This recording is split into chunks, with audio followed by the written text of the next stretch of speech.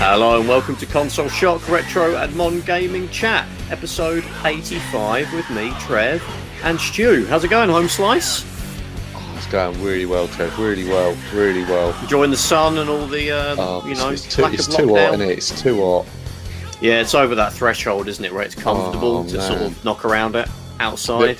There was something on sort of Reddit this morning that I read and made me laugh, where Americans realised that our heat wave we're having in the UK was the equivalent of 88 degrees, and we're all dying here in this unbearable heat, and all the houses are really stuffy, and it is unbearable, Trev. And they're over there with like 120 or something, or 110 degrees Fahrenheit. It's just like typical. 40 odd in proper measurements. And proper measurements. And proper measurements, you know. Throwing a bit of shade on Fahrenheit there. Yeah, I've never been a fan of Fahrenheit. Oh. Yeah. The Mega CD game is good, but the measurement of heat is I'm a big Celsius fan. I always love Celsius. Love it, yeah. Accurate, scientific. 0 is freezing. You know where you stand, right? It's boiling. You know where you stand. Exactly. 20, we know sort of 21, 22 is what we feel comfortable in, so it just makes sense. Makes sense, exactly. Anyway, this is not what our listeners want. We're not reviewing metric versus imperial measurements. That's definitely another episode down the line, but we're not doing that today. Inches, Trev, eh? Oh, don't go there, girlfriend. Don't go there. There's some Reddit, there's flame wars, about that we could talk about. But what we're actually going to talk about, we actually haven't had an episode for a little while where it's just been me and you. We've had a bit of a string of really, really awesome guests. But it's a good thing that it's just me and you today, because we actually sort of have there's a product that's come out lately. Well, not exactly come out, but certainly been announced that will be coming out, and it's piqued both of our interests, shall we say? And that is, of course, the Gabe Gear. The Gabe Gear. I heard that being said. The Gabe boy. The Gabe Gear. I love it. If that was like the unofficial name for it, if that pretty much is everyone. Yeah, I got myself a Gabe Gear. Yeah, but the Steam. No. It's called the Gabe Gear. That'd be brilliant. That's what they call it on the streets. Yeah. Obviously, people are like, what the hell are you talking about? We're talking about the Steam Deck. Exactly. I don't think it looks like a game gear. It's that orientation. It's like, controls on the sides of the screen. I think it does. I think it does look like it. It's obviously, it's black. It's got all sort of the curves around the side. But it's like, if that was designed, if a Game Gear came out by Sega in 2021, that'd be what it would look like. I kind of got Lynx vibes from it.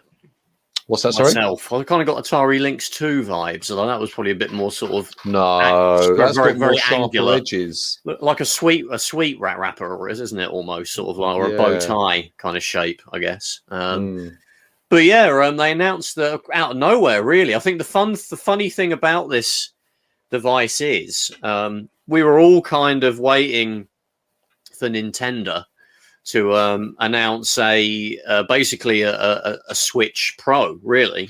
Well, let's talk about this first. Yes. So that was the rumors for months, really. Now, years, really, that we're going to have. My impression of what these rumors, the sort of the overview of what these rumors are, was it was basically going to be a base PS4. Sort of the equivalent in power of a base PS4, which would be about right in my eyes, what they kind of need to do. And it was going to be a base PS4. Obviously, it would still be a Switch. It would play the previous games, but there'd probably be a boost mode like a PS4 Pro has and an Xbox Series X has. So those games that struggled a bit today on a regular Switch will be able to hit those, the highest sort of resolutions and frame rates that they can sort of pump out. When they have, when they're docked or whatever. But then they could also, for developers, it'll be good because it means they could, more easily carry on making games that target the PS5 and the Xbox Series consoles, but they would still be able to just dial some settings down and it would still just about fit on the Switch Pro. Without having to completely, we can't squeeze this down. We have to build a bespoke version for the Switch, which they're not going to do these days. Those lazy programmers. So that was what I thought they really needed to do, because the Switch is now, it's old, and programmers aren't going to want to do that. Make special versions of the game. I mean, I agree, and I disagree with you. I've got a Switch. I'm actually really enjoying playing on it, and I wanted to sort of mention. A few weeks ago, I went away on holiday. I thought, I'll take my Switch, try and re-engage with that. And I was playing this RPG, Xenoblade Chronicles 2, and I ended up completing that and really enjoyed it. Then I thought, I'll get Mario Golf. And though I'm talking about Mario Golf, I really enjoyed it. But you've had a Switch from the start, haven't you? You got it. I bought it on day one. Yeah. So I thought, I'll get Mario Golf. I love, everybody's golf, Mario golf games. They're just like that. That's my type of golf game. And the GameCube Mario Golf was the pinnacle, I think. I've actually got a Japanese version of that. I've never actually played, but that's really in my drawer right in front of me. I think Namco made it, or someone I know, or Camelot. Camelot made it. Camelot made this one as well. The new one. And the thing is with it is you can see how dated it looks on a 4K TV. Yes. And there are so many soft, games. Isn't it? The image will just be very soft on a. It will be soft. You'll see all the jaggies, but then the gameplay's there. The story's there. So the part of me is like, well, it's the Switch is like the best-selling console of this and last generation. It potentially it could beat the PlayStation 2, and the most consoles sold, it'll beat, potentially it'll beat the Wii. And so I'm thinking to myself, well, actually, they are doing it right. I mean, what would 4K add? And no one's not buying it, is what you're saying. People are still buying the console. It's not like you look at your car and you think, God, this could do a real refresh. It needs a new motor. It needs more speed. It needs this. It needs that. And potentially it does need these things, but then it's still selling, like hotcakes, and people are buying it. And then this OLED model came out, and I was like, oh God, great! It's got a nicer screen, and you're gonna get one. I'm probably not. No, just because it's. I mean, something that the Vita had in 2011 isn't impressing you. Well, no, and maybe I'll see one in person. You know what? It is kind of funny because I've got in my flat, we've got two PlayStation Vitas. One's my girlfriend's and one's mine, because my girlfriend loves. I love handhelds, but she loves handhelds as well. In fact, so she prefers to play on handhelds generally. And so the Switch has been amazing for her, because it's like basically the same games that a regular console plays, and on a handheld, which is the part of the charm of it. Certainly when it came out, well, it still is really. But yeah, and she has the original Vita, the with the OLED screen, and I've got the Slim. Yeah, I've got the Slim. And it's funny because the OLED one was mine that I had from launch, and I gave it to her because she wanted a Vita, and I got a Slim. But I tend to play it more PSP games on the Vita. In fact, it's primarily a PSP, really, because it's awesome as a PSP, because the graphics look amazing on the big screen. And obviously there's Vita games that I play on it as well, but for the most part, it's a Vita, a PSP, and a PS1 console. I remember, sometimes I would just sort of try and, if my girlfriend wanted some new games sort of sticking on there that kind of needed a bit of a hacking, shall we say, to get on there, I have to sort of play around with her Vita, and sometimes I'd just play a PSP game, and it did actually surprise me how good and how much better things look on that OLED screen. Like even PSP games, the colors are richer.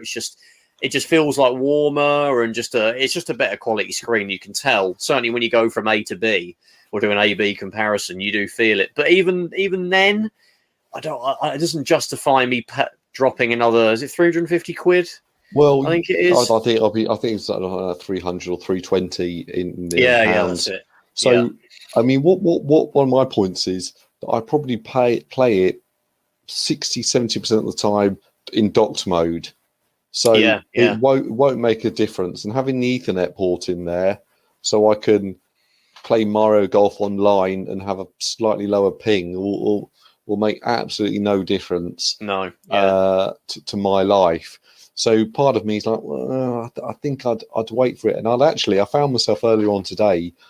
I almost wouldn't mind getting the starting to go back into the office now, an actual Switch Lite, because I feel that I don't like taking the normal Switch. It does feel bulky when you're on the move. It does feel bulky, yeah. and then with the joysticks on either side, I feel like I could get damage. So actually having one it's almost like the size of a Vita, if not a little bit bigger. Yeah, that's actually. I'm thinking, I wouldn't mind going down that route, and so I'm almost thinking sort of the opposite way, really. It's funny because there's a lot of like PS Vita collector groups. It's become like the Sony Dreamcast, kind of in that sense. It sort of had had quite a long life, but its real commercial life died. It's actually the Dreamcast. People still make games for it, so it's kind of very similar. And they're both very similar in that sense. I watch a YouTube channel. And this week he's been going, I'm now reviewing the last Vita game that's coming out.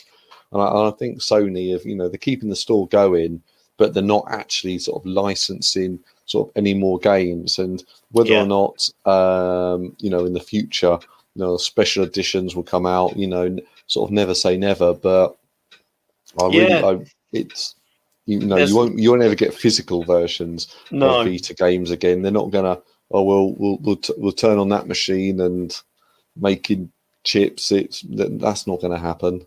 Yeah, I mean, I ended up preferring. I think I can say quite safely that I prefer the PSP to the Vita, but the Vita is really great as a PSP. When you can get PSP games running on it, and you have to kind of hack it, and like we've both done, I think, to our Vitas. But when you do, it's freaking amazing. It opens it out to being one of the best handhelds ever, the Vita, because it does PS1, Vita, PSP.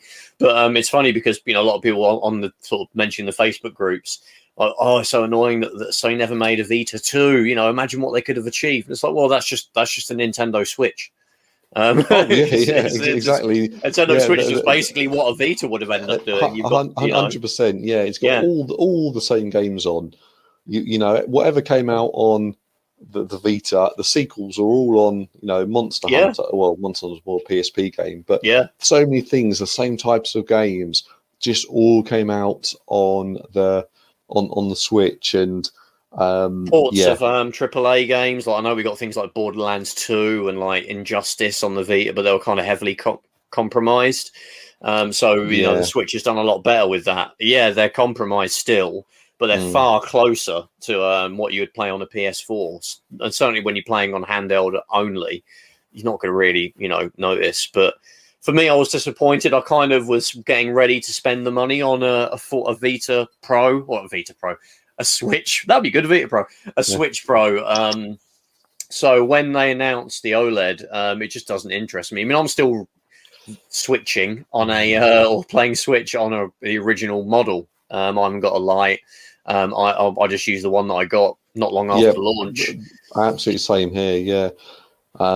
Yeah. So I think we're in agreement there. We're sort of not too fussed about it, but when I see one and the screen's a lot bigger and has got a great big bezel, I might be switched onto it. There's a joke there, but I don't know. But did you get an email this week from Retro Fighters? I'm not signed up to their.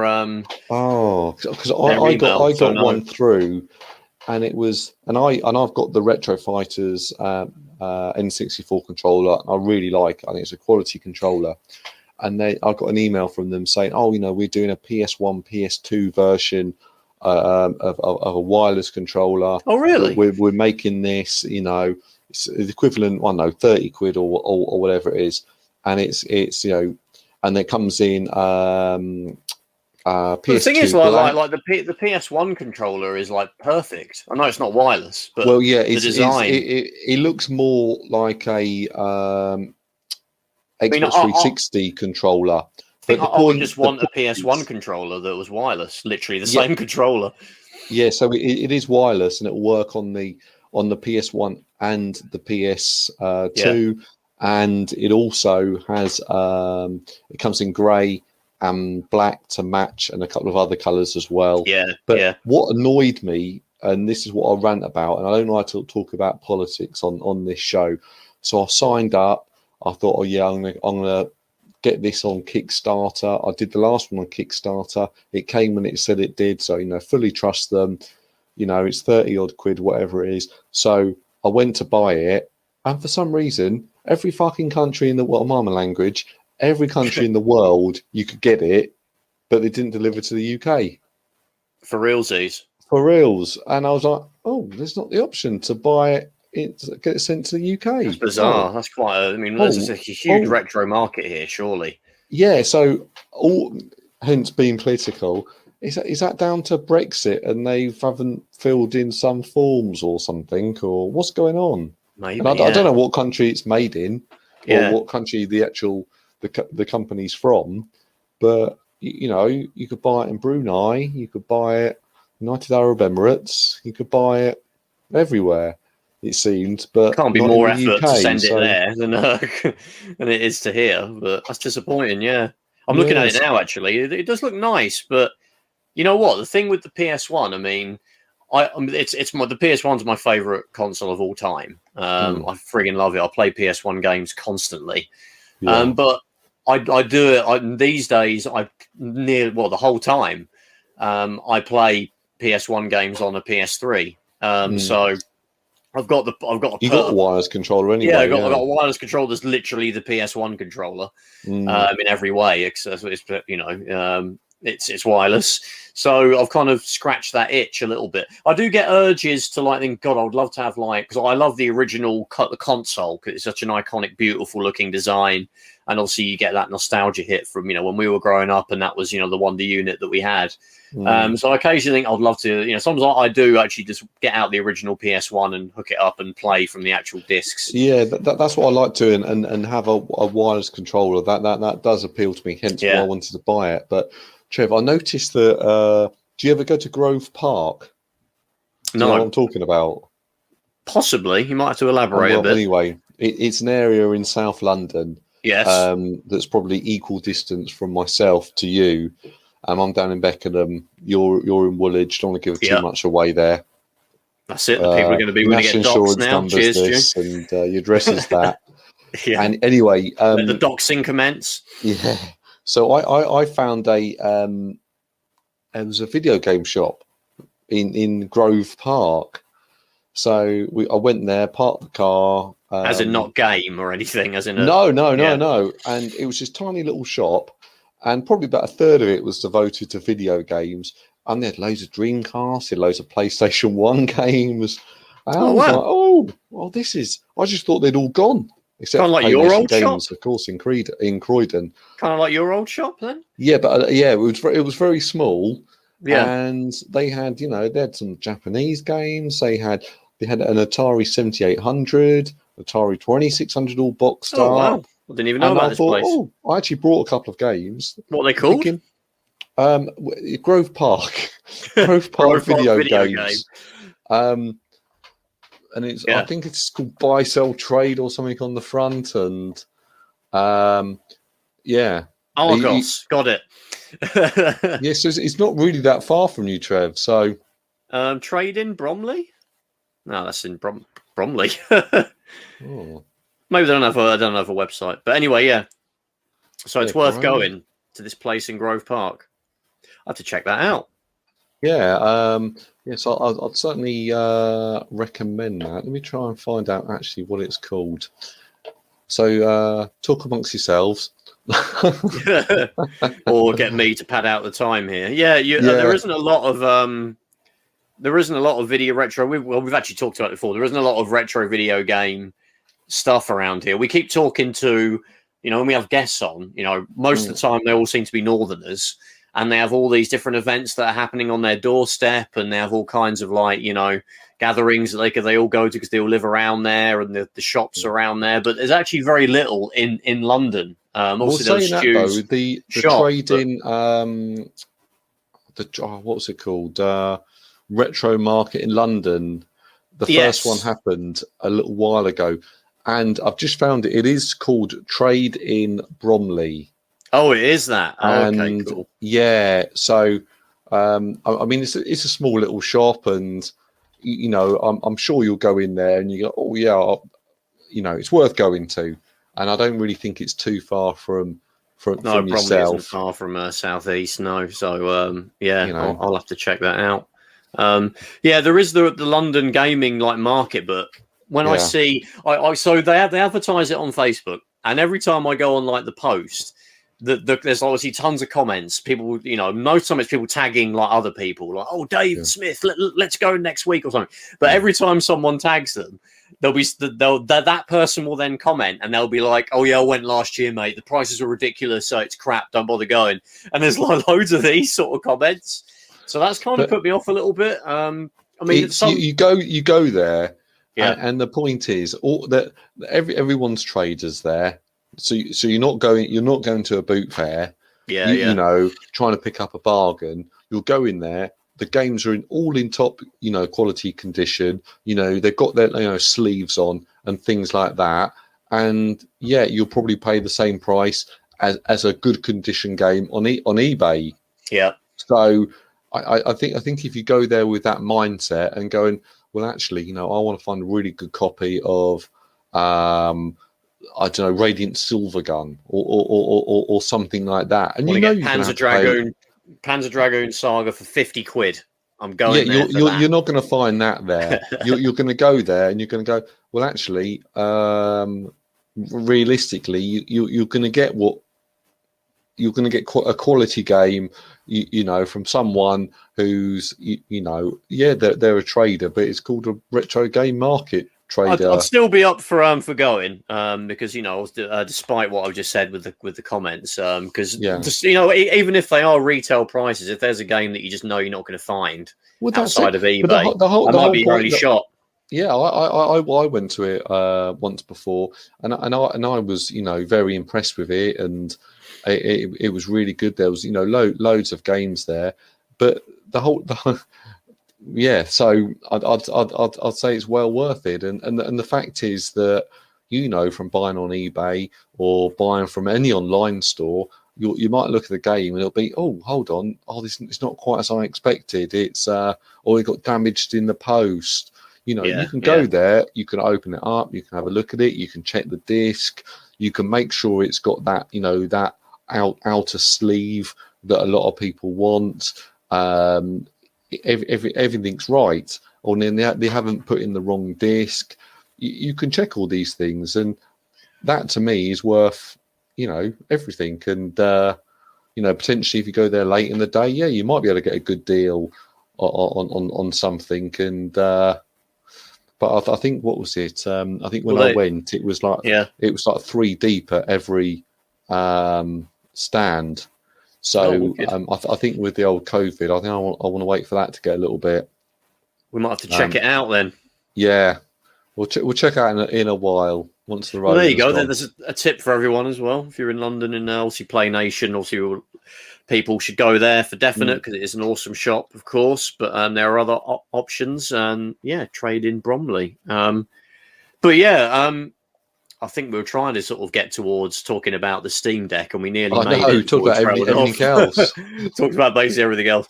But I think it's odd as well, because we're talking about the OLED Switch, and it looks like it doesn't really appeal to us. But the strange thing, you know, that same matter of days after that got announced, and everybody kind of, you know, plenty of people have pre-ordered it, I'm sure, but people like me and Stu kind of, you know, shrugged our shoulders and thought, well, we kind of wanted a bit more.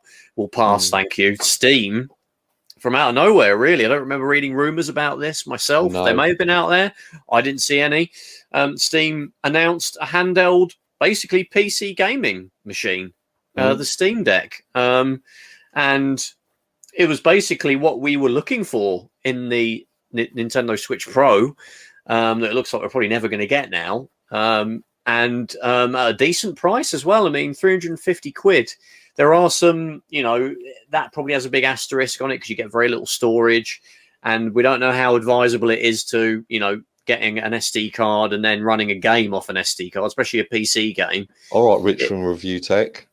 It's You're a always good a point, Debbie though. Downer, aren't you? I'm not a Rich from Review Tech. I don't Oh, force you people are. to You find skip. problems in everything you do. I don't force people to skip a minute into the video to get past the weird, like talking to a chicken or like I don't know.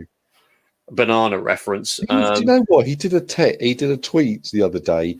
He said, "Oh, guys, I'm really drunk at the moment. I'm gonna stream.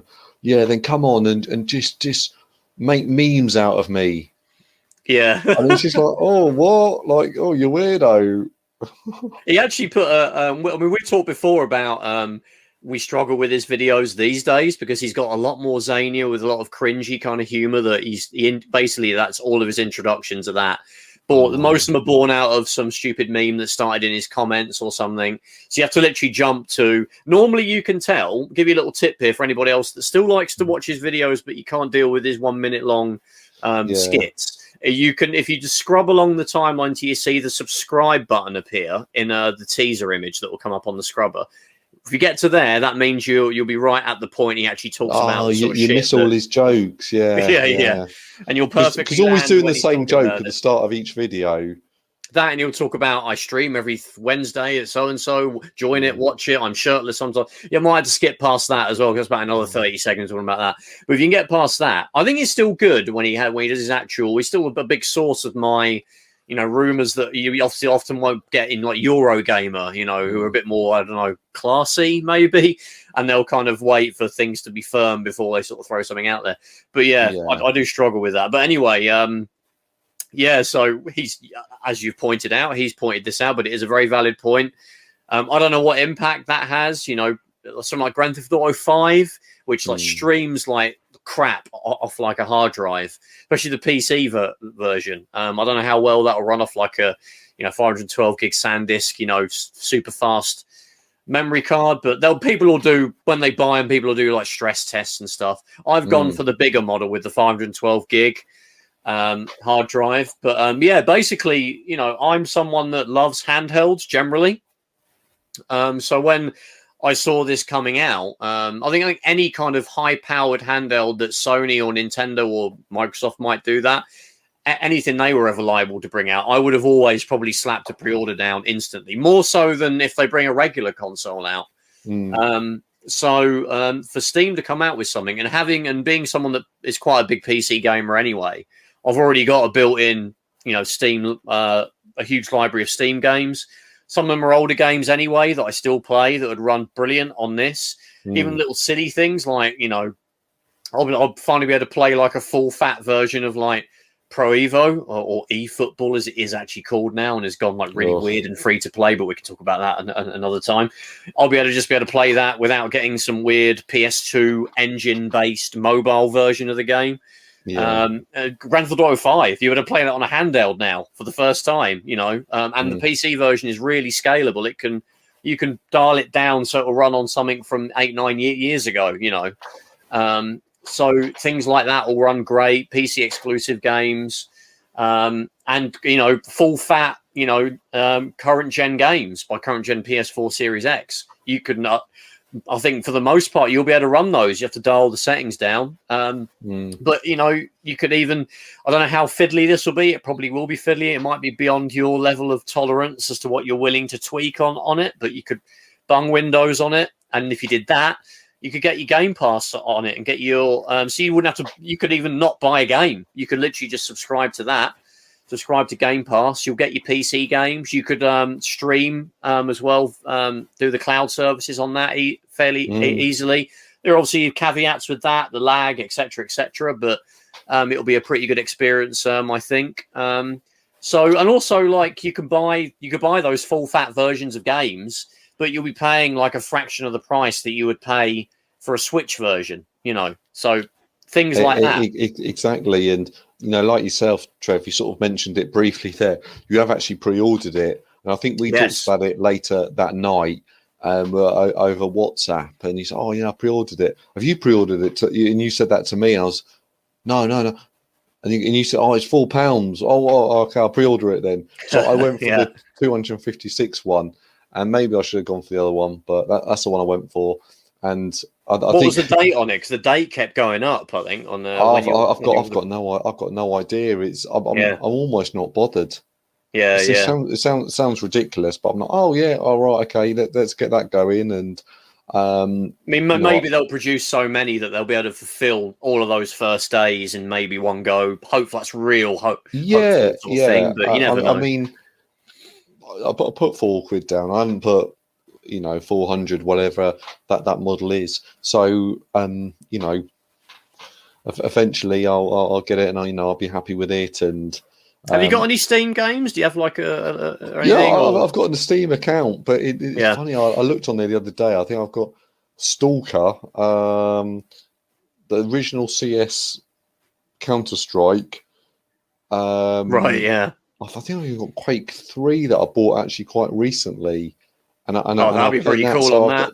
I've got really, really old, sort of, probably about 12 or 15 games. So I've got plenty of stuff to sort of get on with.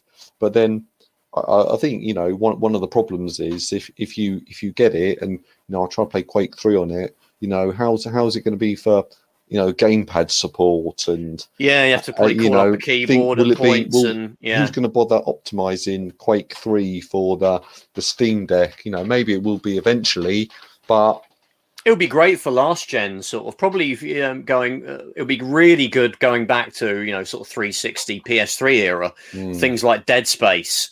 And Mass Effect, which had pretty good PC ports that had controller support built in. Alien Isolation and PS4, Xbox One era games, they'll run brilliantly because it's kind of sits in between sort of. It's about the level of a base PS4, maybe actually a little bit better because it's got the what's the Ryzen sort of AMD Zen, or is it the Zen 2 chip? I think, which Zen is a much. 2, I'll say I mean, they were comparing it to the Xbox Series S. Yeah. So I think they came to the agreement that it's closer to that, definitely. It's closer to that, and it's a very similar architecture. But the Series S is faster, and in it was like pretty much in every way the Series S was faster. But you got to sort of consider that the Steam Deck is only on the 720 screen. Yes. So it kind of hasn't got to throw around as many pixels. And then to me, having a 720 screen, I don't see a problem with that. And one of the things that I watched this really good video actually with these three guys from Steam, and they were the most not unfriendly, but un-TV trained, charismatic engineer type people that they got, and they were like plonked on the sofa with a guy from IGN, and the guy from IGN was like, does it have a USB-C charging? And they go, yes. Does it do this? Can you download your whole Steam library onto it? There are no Reggie Fils can. and it was just sort of so funny. And yes, you can do that. What a stupid question. Why like obviously dumbass. Yeah. And they weren't quite that bad. But the point is, I actually learned quite a lot from that. And they were saying, well, yeah, it can act like a Switch. You can, plug it into your TV, Bluetooth a controller into it. So you've got an Xbox Series X controller. You can Bluetooth that in. Oh, hold on. You've got a Switch now, haven't you? So yeah, basically, it won't take much for someone to. Well, Switch hasn't got Bluetooth, so it's got one up on already. Just on that, it's got plenty of one ups over the Switch. But someone's going to come out with a stand that you can plonk these things in, and it'll instantly come up on your TV.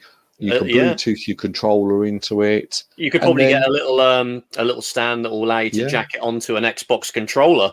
Obviously something that can support the weight, of course. But people have done that. I think people have done it with a Switch. One of those, so it looks a bit like an Nvidia Shield. So it plonks. I think that might be too heavy. It might be too heavy. I'm sure someone might be able to work out a way to do it. But yeah. Any controller will jack onto it, whether an Xbox controller, Xbox One, the new Xbox Series controllers, PS5 controller, I think, can work on a PC. Well, yeah, and PS4. Any Bluetooth controller. So any Yeah, Bluetooth one you've got, you can connect with it. So to me, like, it's actually this is really, really versatile, and that's sort of it almost feels like, okay, I want to get into sort of PC gaming. I don't really want to have a desktop computer to do PC gaming on. I just find it uncomfortable. I don't want to have a laptop because, again, it doesn't feel quite right. And actually, this feels right. It's the right price, and for me, no matter whatever Rich from Review Tech says, I'm down for it. To be honest, if like the concerns about using SD cards, if you're going to be playing a lot of games that are going to be like like I said, 360/PS3 era, maybe even going into like the last generation games, a lot of those will probably run okay off an SD card. You would struggle a lot with, like, if you try to put Cyberpunk 2077, which I'm sure will run, on that, but probably off an SD card, it might really struggle. You'll be walking down the street and textures will suddenly appear on buildings that are right next to you. That kind of stuff. But if you're just going to use it for like indie games and stuff like that, which a lot of people are, you better get away with a 64 gig version for that. Well, yeah, that's what I was going to say, is as long as you walk in there clued up on which model you want to buy and why you want to buy it, then getting the 64 gigabyte one will be absolutely perfect for you. If you actually, I just want to play little short games on my train journey into work. Right. Yeah. Well, that's the model for you then. That's the one to go for. And then if you're on the other side of it, well, actually, I want to get the 512 one, which still isn't a huge amount. Let's be fair. And I want to play sort of AAA games. Yeah, I mean, one Call of Duty update could be like 200 gig. Yeah. Potentially. But as I said to you, in conversations previously, what I like about this, it is an open architecture. Open, in brackets, but it is, because you can, it's a chip from AMD, it's a screen from Samsung, whoever, any other company can go, okay, together. I can make this. All Steam want to do is at the end of the month sell more games than they sold the month before. And this console is purely to go, all right, here's a proof of concept. Look, it's working. Loads of people are buying it. Why don't you, Dell, you Acer, you Hewlett Packard, you Packard Bell, Compaq, IBM, you Epsom, Commodore, who else can we Asus. think of? Asus. Why don't you make one of those? And then you'll get like an Alienware one that'll be a super high end one, that's got a ridiculous graphics card in it. Yeah. Well, exactly, and they'll all be competing. So MSI. You'll have some that go, okay, I want to have a bigger screen on mine, and some others will go, oh no, I want to have more storage. I want to be the cheapest one on the market. I want to come out at £200. And so you get all these different companies trying to improve on it. So it's going to be a completely different, almost sort of an evolution. And companies will make desktops, they'll make laptops, and hopefully they'll make a new class. Yeah. Just like the gaming laptop sector kind of exploded in the 2010s. There was gaming laptops in the 2000s, but they got a lot cheaper. Nvidia and AMD started making mobile versions of their graphics cards, so really powerful. And now the mobile versions are nearly identical in terms of power to the ones that you get in a desktop. They're obviously a lot more expensive, but they're the same. So if it turns out this new class of PC gaming hardware, the handheld, becomes massive, which I think it will, AMD and Nvidia will start finding ways to shoehorn the full fat versions of their graphics cards. I mean, the modules that are on the gaming laptops, the graphics card modules that are these GTX, whatever, 380 or whatever the latest NVIDIA graphics cards are, the mobile versions of those, the module is like the size of like, you know, a decent sized wafer. Obviously, they need a lot of cooling. It's not like you can just put that in. You need a whacking great big fan on it. But there's probably a way you could build that into a handheld. And what we're thinking here, we're going, oh, you know, we want one. You know, you want to get one. They seem very popular so far. But then I was just had a sort of a thought about, actually, what about in, you know, places like China, in Japan? You know, Japan, you know, the Switch, the Vita did extremely well there. So this machine comes out that, you know, you can literally play any game on the Steam library, which is pretty much any game you want.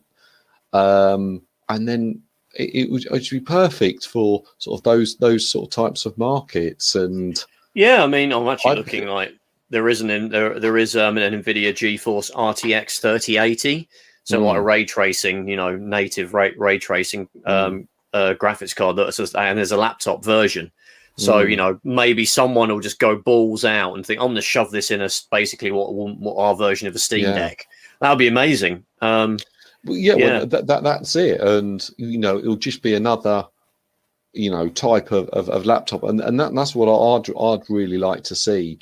So and if people are like sort of laughing at, oh, the battery would last half an hour, but people will make like, you know, cases that'll have a big ass battery in that will add 3 hours on, and that will create a big boutique accessory industry around it that will boost up, add more USB-C ports and docks, and it'll be amazing. Well, you got to think that a lot of people, they play the Switch in handheld mode. They don't play it on the bus. They don't play it on the train. They play it at home. Yeah, because they want to sit in a comfortable chair. They want to sit down and they want to play it. So they've actually got, you know, I don't want to see a battery lasting half an hour. That's ridiculous. Yeah, they're probably jacking it into power anyway. Yeah. You know, chances are they'll be going, okay, my battery only lasts 4 hours. But and if you're not right next to a socket, you've only got to get one of these Amazon, you know, power banks that give you an extra, you know, that just go into USB-C. Okay, that's the dangle off the side of your machine, but you just plonk it next to you, adds an extra 5-6 hours. So batteries aren't a big deal. There'll always be ways to get to prolong that life. I mean, for me, the thing that excites me the most is to say, playing those sort of, you know, last gen games and the gen before and like current gen as well. One thing that I don't think too many people have really thought about is if, you know, people are looking for a PlayStation handheld, a new one, or an Xbox handheld, to be honest, you kind of got it, right? Because a lot of Sony exclusives are coming out on PC now. I think Uncharted 4 is coming out on PC. You could play that on the Steam Deck, What was the other one? Horizon Zero Dawn obviously came out on PC. So, you know, that'll come out. I don't know if they're going to bring out Ratchet and Clank at some point, but a lot of those Sony exclusives, PlayStation games, you know, they're going to make PC versions. You better play them on Steam Deck. Halo, you can play it, just put the Master Chief collection on a Steam Deck. You got all the Halos, Gears of War, all of these from Game Pass. You have to install Windows, which would be a bit fiddly. I'm hoping someone will come up with a definitive, perfect setup for Steam Deck Windows install, and we all just end up following that, and that will get us going. But also, I'm more the opposite. I just want it to be. I just hope it'll be easy. It'll turn it on, and it'll be like the Switch, and I'll go, okay, here's a banner with my games. I'll press this button. I go into the store. I think it will be. Yeah, and then there's something that each game has somehow got a little icon next to it that it goes, oh yeah, this is, you know, Steam Deck ready or whatever, or suitable for Steam Deck. There's like a you know, the menu there. There's a bunch of settings you can quickly flip to, like Steam Deck settings, and it'll dial the graphics down exactly, and you just do that, and that'll be it. Yeah, you know, yeah. So for me, that'll be sort of the way to go. That sort of generally sort of gets me excited about. I thought, oh, actually, yeah, it's a good way to get into PC gaming, and I mean, I think if you just live inside that Steam kind of ecosystem, which is, you know, you could do quite happily, and you've got tens of thousands of games, maybe hundreds of thousands at this point on Steam, going back decades. I think, and you're just running it off that built with the sort of Steam Steam Deck optimized UI. I think it will just be a case of you just tap on the game in your library tab, and it will download it, install it. You won't have to do any configuring, and it will just run. And I think that's all. That's all it'll be. So it'll be no more difficult in that sense than the Switch, really. And hopefully for modern vintage gamer, someone will port a Dreamcast emulator for it. Well, that's one thing that I'm excited about as well, because obviously I do a lot of retro gaming on PC as well. RetroArch is brilliant. It makes it so easy to put every game console in one place you can just go into, and it's just there. There's a lot of configuring you've got to do, but you could probably, transfer what you've got built on maybe your main PC and stick that onto your Steam Deck. You'd have to you would have to get Windows installed, but that excites me as well. I mean, playing games going back to whatever console's your oldest one that you've got set up in your RetroArch, that would be amazing. Like playing PS1, Saturn, N64, GameCube, NES, Mega Drive. The controls already mapped and everything to the Steam Deck controls. That'll be really exciting as well. And the funny thing is, people are talking about there's already a Switch emulator for the PC, you could get a Switch emulator running, again, probably via Windows, so there's the Windows thing to get through, but get the Switch emulator going on it, and maybe you'll be able to run, those Switch games and dial up the settings, and you could have a Switch Pro, basically. Oh, there you go, all in one go. But yeah, well, obviously I'm excited about it, and I think it'll be a good, but what you just mentioned there about sort of 5 minutes ago, from the sound of it, it looks like we're not going to be getting it for a long while. Yeah, it seemed like when the pre-orders went live, the initial kind of couple of hours of it, you were able to it said that your pre-order will be available in the Q1 2021. Yeah. But then I wasn't able to pre-order then. I tried multiple times, but the site kept crashing. I was able to get on a couple of hours later, but by then, when I got my pre-order, it was saying because you're making a reservation for a pre-order. I think it's kind of weird. You're not so you're not getting.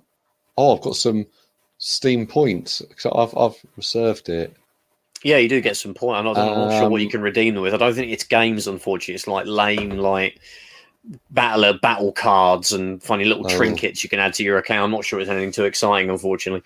But to be honest, if you want cheap ass Steam games, I mean, come on, you can there's stuff on there for 50p, that you can get on there. So yeah, I mean, you can't really say that about the Switch. Not AAA games for 50p, certainly. You maybe a port of a mobile game you'll be able to get for nothing on the Switch. But the date kept going up, so I don't know where it's at now. Well, it says on here now. It says log in for reservations. Expected order availability.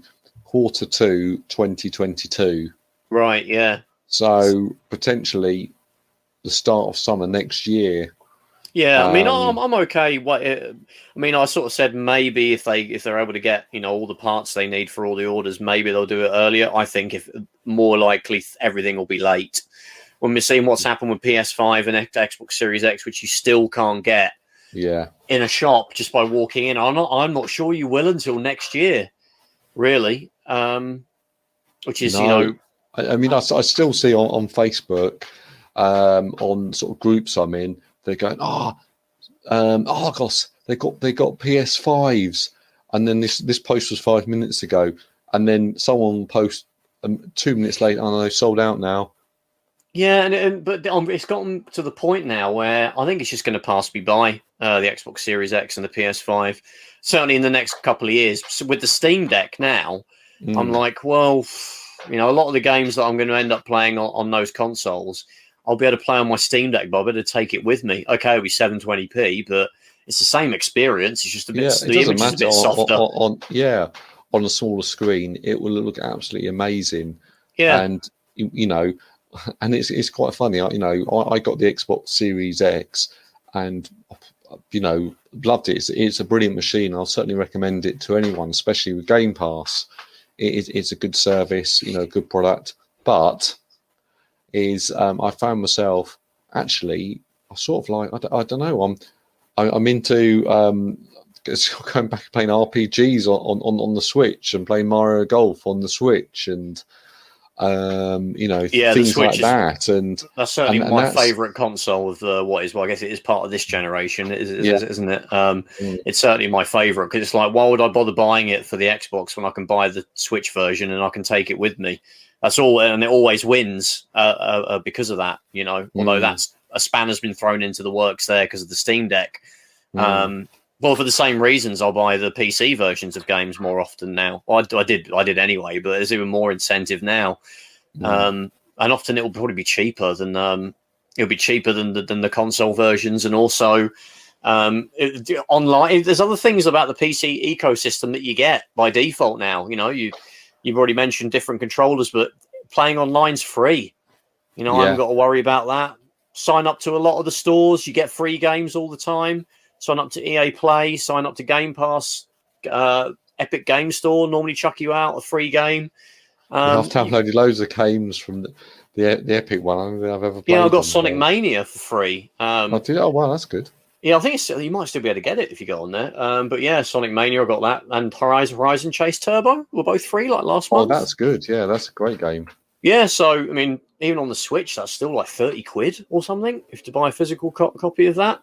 So now that will obviously just run great on the Steam Deck, and I think a lot of people are sort of already talking about the things that aren't so great about it, the storage and the issues with using SD cards and battery life.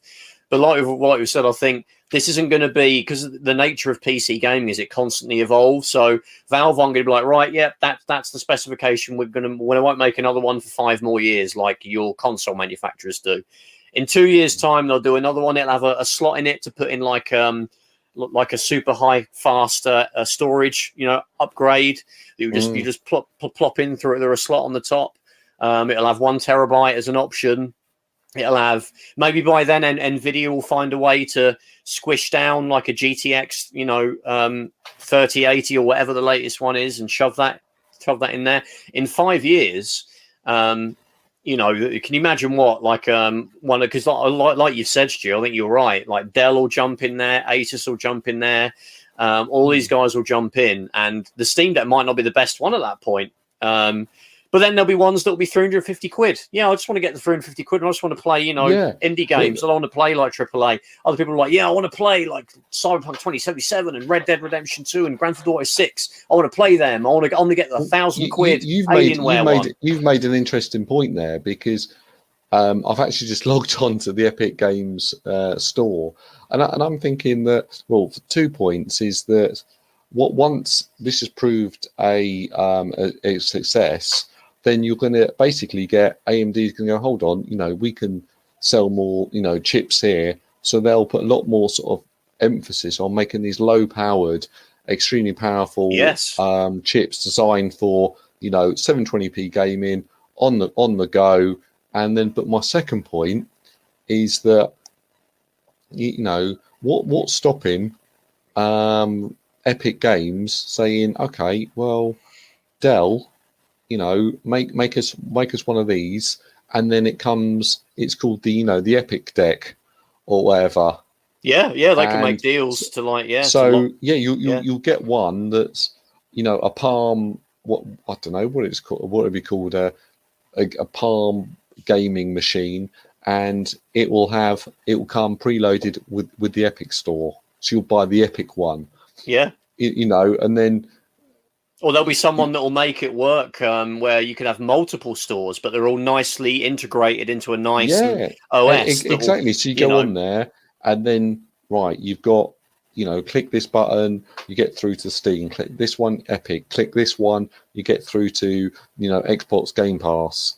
And good old games, GOG. You get their one as well, so you can play the older games on there.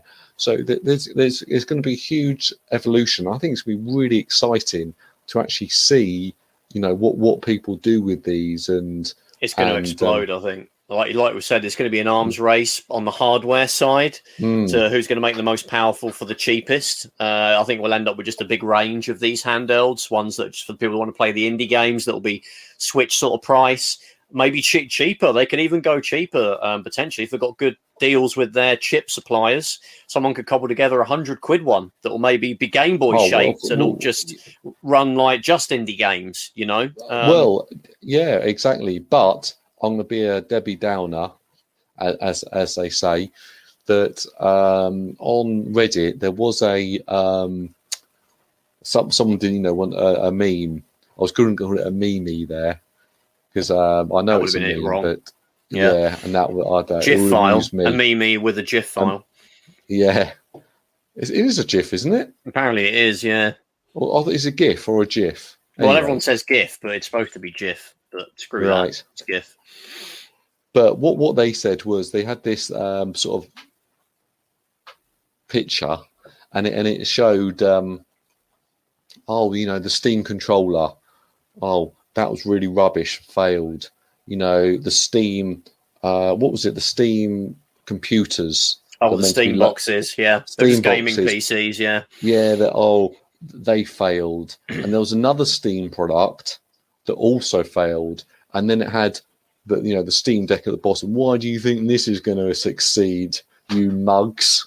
What's wrong with you? Look, everything else they've done's failed, except the store that's done really well and made them huge amounts of money. It's because people weren't asking for these things that they came out with. Whereas this is a genuine hole in the market that has existed for a long time, really, because we've always had handhelds, but we've always had to deal with probably the PSP, and might have been the first example where we got near the quality of the current generation that it was alongside.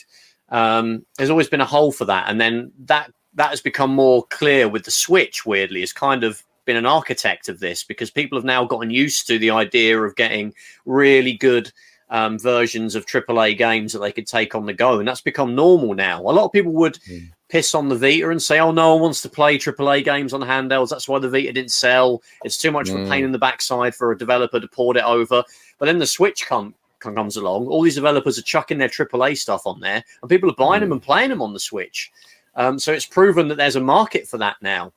And Steam are going in and saying, well, you're playing shit versions of these ports. We're giving you something that will play something nearly the same as what you would get on your big-ass console. And people are like, oh, that'd be amazing. Yeah, I want that now. So, yeah, it's a different thing. Exactly. Well, I mean, sort of one last question, I guess. Now, a lot of people, again, there's been lots of memes on the internet, on the old GIFs. About the Steam Deck is going to kill the Switch. The Switch is, why are you getting excited about this? And they've all these lists like, the Steam Deck can play millions of games. It can do this. It can do this. It's got this. It's got that. And then the Switch can play Switch games. That's all it can do. Yeah. So I've got my opinion, but what's your opinion? Will the Steam Deck be a Switch killer? Not initially, no. Maybe not ever. There's an argument. I don't think it ever will be. Yeah, I said the only thing that could potentially really get in there and make it difficult for Nintendo would be if they did make a really cheap one that would play indie games, and then that could eat away at a lot of Nintendo's market share, because they have a lot of indie games on the Switch, and it's a great platform for that. But if something comes out that's cheaper and can do more, that might persuade people to go down with the other guy's handheld. The thing that will always be on Nintendo's side, though, is Nintendo games. I'll probably always end up buying a Nintendo handheld because I want to play the Mario games that we grew up with. It depends on how strong those Nintendo games stay in the coming years, and I don't think they've got any trouble for the foreseeable future. No, I certainly don't.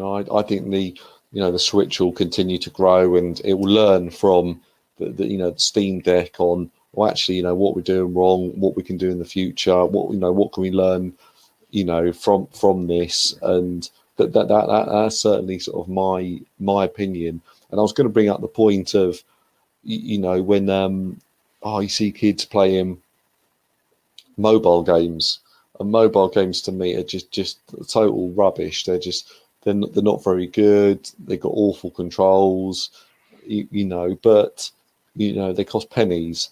And I'm thinking, well, hold on here, kids playing on iPads and tablets and stuff like that.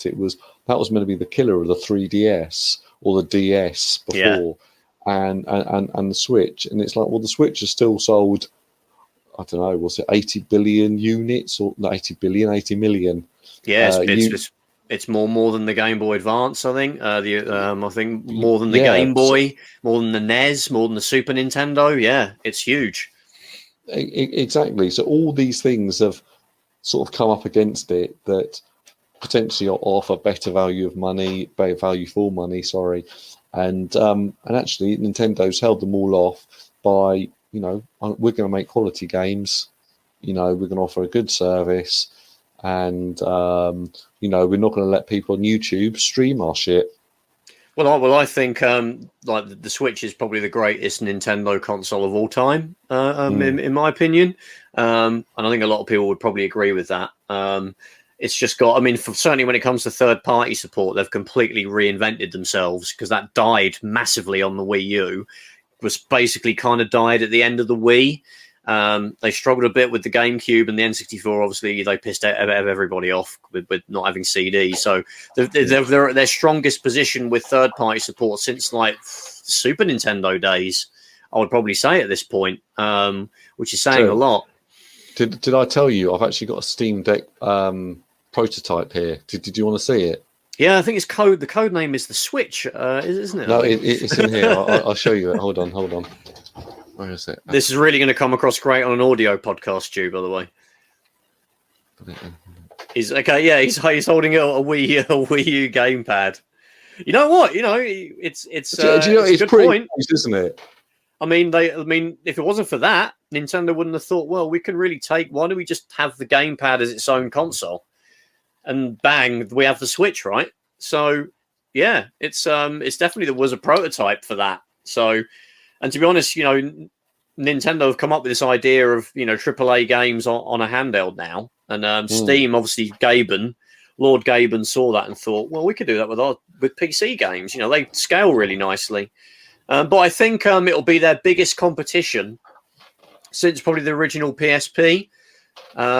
Because it didn't beat the DS. No, I actually I think it's not going to be their competition, but that'll still the Switch will do really, really well. Okay, but then it's almost like the Steam Deck or that genre of that set of handheld PC gaming or whatever it's called. That will sell bucket loads more. That'll because it will just keep on selling. People to keep on buying it, but then it will be in the same category as PC gaming, because you might look at it going, oh well, yeah, but PS5 is better than, because it sold 20 million. There's a billion PCs out there. Yeah, and I think people like yourself are a good example. Yeah, people like yourself is a good example. Someone that probably isn't that interested in PC gaming generally, but seeing this handheld, all of a sudden, like you're not alone. There's plenty of people who go on Twitter that talk about it, saying, "I'm not really into PC gaming, but you know what? Like I was waiting for a more powerful Switch, but this is awesome. I can just buy a bunch of Steam games, and now I've got an awesome handheld console that does what I wanted the Switch to do. So it'll open out PC gaming for sure to more people than it otherwise would. And it might completely cannibalize gaming laptop sales, because I think a lot of people would rather have this than a gaming laptop. And maybe people that already have a gaming PC desktop will be like, well, you know what, I'll get this as well. I can play my game on my PC. Because I haven't got an answer for this really, but you made an interesting point there about gaming laptops, and people like gaming laptops because they can use a mouse and keyboard, and that's what I always associate with PC gaming is mouse and keyboard. And okay, you get a few people that I don't know a few people that use a control pad, but it always seems like an afterthought maybe. Yeah. So do you think people are going to be like, yeah, no, I want to get this, I want to do some portable gaming, but like I can't give up my mouse and keyboard. Like, how on earth am I going to play? Well, you're covered there because you could just Bluetooth in a mouse and a keyboard. Yeah, no, of course you can. But then it's like, where do you put the console then? Well, there'll be a dock, won't there? And you'll know. I mean, if you're looking to mouse and keyboard it, you'd obviously connect it to a larger monitor, wouldn't you, at a desk or something? You would have to, or your TV or something. Yeah. Those sort of people are kind of covered in that sense then, but maybe they're the ones that will stick with a gaming laptop. But perhaps, like, initially, it won't massively cannibalize it. But if we do get into that era, hopefully we'll get into this era, and like we've speculated, in 3 or 4 years' time, when we get the really powerful graphics cards that are able to fit inside a Steam Deck form factor, so you're not really getting any benefit from a laptop at that point, having a better graphics card, then it might really start to kill gaming laptops, because they're easy to carry around. They could potentially fit in your pocket, and when you want to play on a bigger screen, you just plug it into a TV, plug it into a monitor. So further down the line, when there's been more iterations of the Steam Deck style gaming PC, I think it'll really start to eat into it. I don't think it'll ever replace a desktop gaming PC that you can completely put a whacking great big graphics card in, but it'll be a great complement to that, and also for people that aren't interested in having a big desktop gaming PC, and people that want AAA gaming on the go. AAA gaming on the go. Perhaps they are people that only play PS5, only play Xbox Series X. This will be something that they will be interested in, whereas the Switch may not have been because of the limitations that they have. I think it's going to be a big success, and I just hope it sets off, like we say, a big arms race of everybody coming out with these things. Well, that's why we need this initial Steam Deck to be a success, and then when other companies see a gold mine, which I think they will, everybody else will start jumping on board, and we'll have like a huge, loads of different types of these consoles, basically these gaming PC consoles, handheld consoles, and that address the issues that we've got with this initial one, and it'll just get better and better, and eventually we'll get to a point where it's a normal sort of thing, and the prices are at a good level. I mean, they're kind of good already, I think, with what they've managed to come up with Steam Deck. I've got no complaints of the price. I think it'll explode into a huge ecosystem game. People that make the games themselves will probably have settings that will account for the handheld version, being played on a handheld, to make that easier. There'll be more ways of getting good old games, your good old games library, your Game Pass library on there. People will make better versions of their storefronts to account for that. There'll be easier ways to get Windows on it. There'll be people that will just make handhelds and just have Windows by default, and have an optimized version. So I think it'll open out a big golden era. But I'm really looking forward to getting mine. Hopefully, probably around this time next year. I'll have both of us perhaps will have our hands on it, and it would just be a lot of fun. And I really can't wait. Do you think this means we will get a Switch Pro at some point, or will it just be the next generation of whatever handheld? I think it'll be the next generation of Switch, basically, which is going to be. They're not going to ditch the Switch or whatever. They're not going to, we've got a great new format called the Switch 2. Only the Switch 2 games can work on it. It will be, I'm saying it will like it's definite, but what I think is it will be a modified version. When do you think that will be? But last year they were saying this year, and this year now they're saying next year. So I mean, they can't do anything this year. I think they've already said there'll be no more Switch updates this year, haven't they? So I mean, the new console's coming out in October, and that's 3 months before the end of the year, and I think it'd be very disingenuous to, release that and then suddenly, we're now doing another new one, and then people, I just bought this one, and that's. So I think it'll be next year, or maybe even the year after, where there'll be sort of big fanfare of, okay, this is the Switch Pro or the Switch 2 or the Switch whatever it is going to be called. It'll be able to play all Switch games, and it'll have sort of people talk about sort of 4K graphics mode, and was it DSSS or something? So super sampling, sampling. Sort of lots of sort of technology on that. Checkerboard rendering to get it to high resolutions, and exactly, because you do play the Switch games, and a lot of them, they're very, very fun, they're very enjoyable to play, but a lot of them do look very dated. especially when you put on the screen, on the big screen. Yeah. Oh yeah, 100%, and you know that's the issue, and for me is I'll almost like, well, I don't really want to play that type of game. I want to play the Nintendo games, and to me they always look good.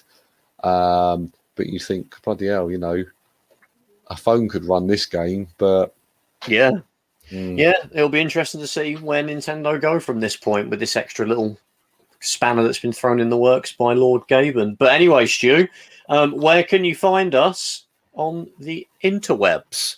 Right, consoleshock.net is the website. You can find us on Facebook, Console Shock. You can find us on YouTube, search Console Shock. You can find us on Twitter under Console Shock. And then also you can download the podcast on any podcast client, Spotify, Stitcher, the iTunes Store. I think we're on Google Play. If you search Console Shock. Cool. And as well, you can, if you're into Star Trek at all, I'm sure some people are sad enough as me. Well, you got a cracking review from someone the other day on Twitter. Yeah, cheers, Stu. I really. Yeah. No, honestly, Trevor, it certainly wasn't me. I'm not a. Thanks for setting up that account. A Trekkie. Yeah. A Trekker. Trekkie. Yeah, it's doing pretty good. We're now sort of 10 episodes deep into it now. But if you want to check it out and you are into Star Trek, my other podcast is called Long Range Sensors. Just do a little search for it on the Googles, and you should be able to find it. And also, we've got a website, Long Range Sensors. Oh my god, I've actually forgotten if it's .com or .net. I think it's .com. Is it HTTP ? Remember when people used to say that? And like, all the W's. But yes, check us out on Google searches. You'll find us, and that's my other podcast. Well, thank you everybody for joining us for episode 85. We want to know any comments from you if you're looking to maybe get involved with the Steam Deck, or if you're happy with your Switch. Please get in touch with us. Chat to us on Twitter or comments on YouTube. We love seeing this stuff. Otherwise, thank you for listening, and we will catch you in the next one. Take care. See you soon, guys. Bye-bye.